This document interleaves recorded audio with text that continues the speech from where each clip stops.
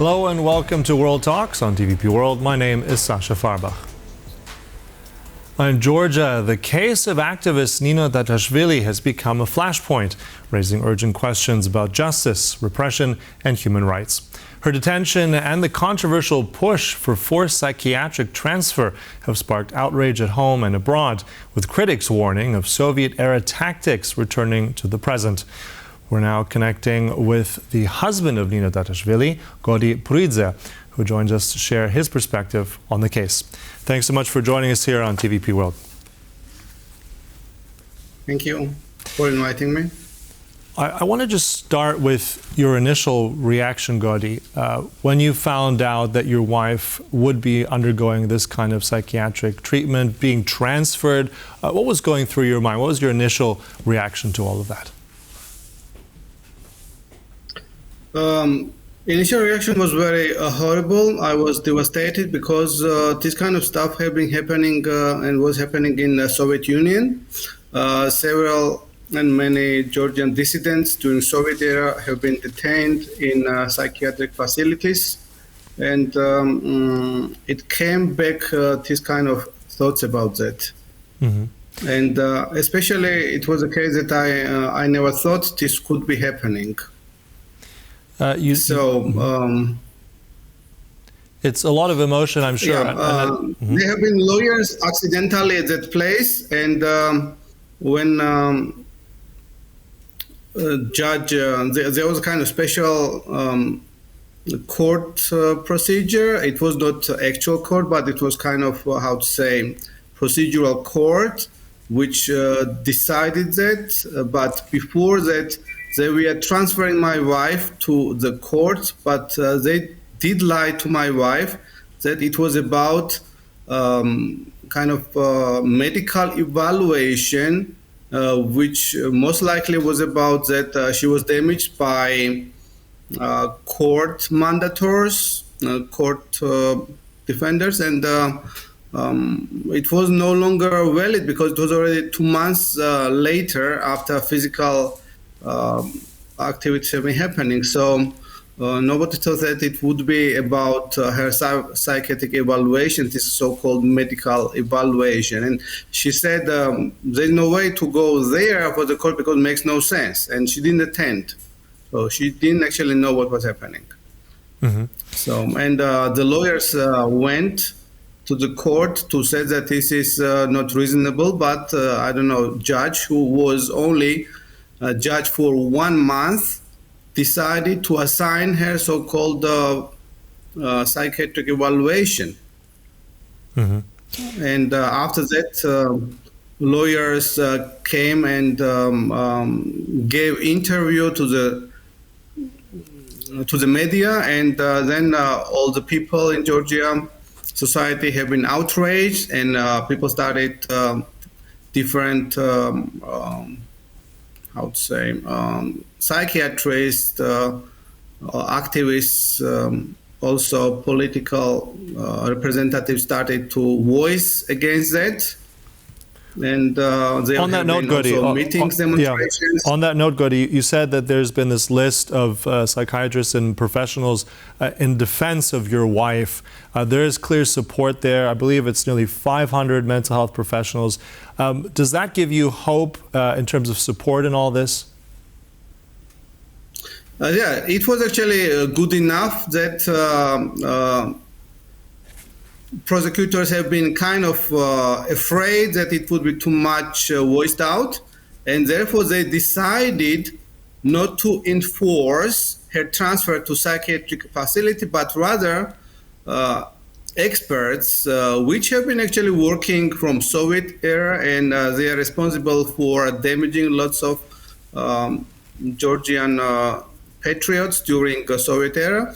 This guy with his team went to jail in a hideful way because they didn't notify lawyers of my wife, and they talked to my wife, and they claim now this is already psychiatric evaluation. So they have been scared to transfer her to actual facility for evaluation. So they just made 20 minutes, 1 hour discussion or even less, and then on the paper they put that it was already evaluation.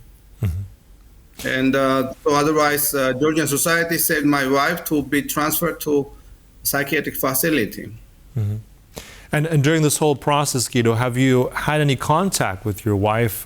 And if so, has she described any of the kind of conditions that she's in right now at those facilities? In actual jail, because she's not in a facility right now, but she's in jail, but the jail conditions are not good for her. She had spine injury and surgery some time ago, but this physical encounter with in the court of the court, like we see the pictures, it again made her pain, and it was she was in several pains, but only late have been called for doctor, because doctor came only late to check her, and it was only after 2 months they made MRT pictures, and she still didn't see yet a spine surgeon who would decide what would be the best, and therefore the place she is, the bed she is lying on, and also the table, which is not table at all, it is very low. This is stable for her, and anytime she writes something, it's kind of torturing her. Like the conditions are not good at all. And unfortunately, these are conditions that are mirrored by other dissenters, other people in prison. So I'm just also curious, you obviously are concerned for your wife's well-being, her health. You're saying that there are not good conditions here. What and how has the Georgian state treated you in all this and your family in trying to get information and trying to deal with this whole situation?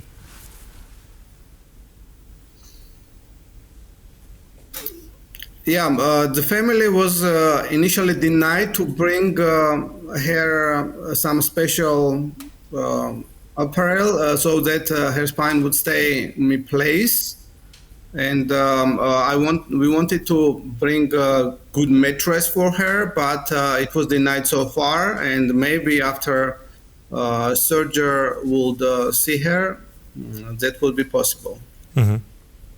And generally, I mean, it's also remarkable. I mean, your wife, obviously, she's resilient. She's an activist, like many others around Georgia. But I mean, tell us a bit more about her. What keeps her going? I mean, this must be such an incredibly difficult time for your family and for her.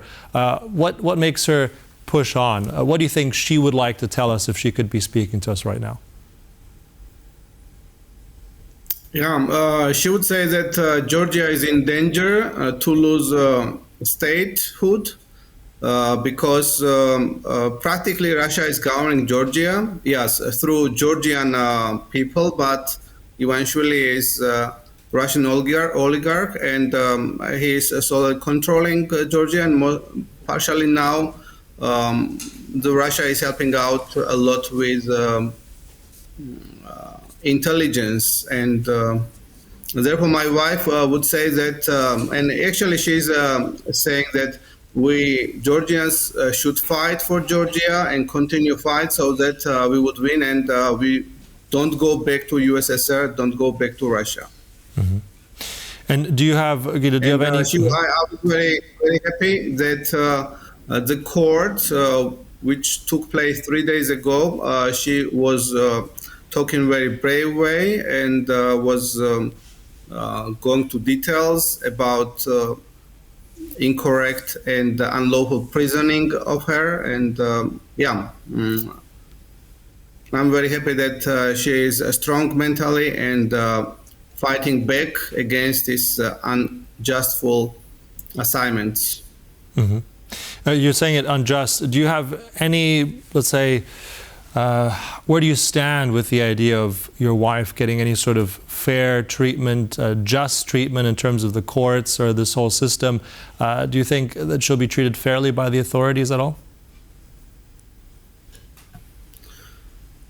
Actually, there have been from 60 to 70 political prisoners since November 2024 since falsified elections, and every of these persons have been jailed unlawfully, and only 2 have been freed so far. Around 10 already they made they made jailed, and they have been convicted. Yes, even one of the person well known now for media, it is Zia Marlobeli. She have been tested for 9 months, and finally she was convicted for 2 years, while she should not be served any single day at all. So that's what's happening. So maybe the same situation with my wife as well, because Ivan Shuli's government is not backing up. As you're saying, it's the government's not backing down in all this in Georgia. And what is your message? I mean, you've already gotten support from the United Nations. There's been a call for her release.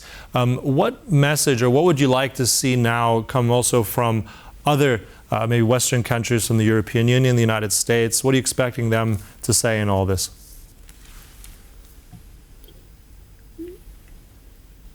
Yeah, I would like that Western countries would say much louder, so that Georgia should treat these prisoners in a reasonable way, and not only treat, but rather court should be fair, which is not the case at all.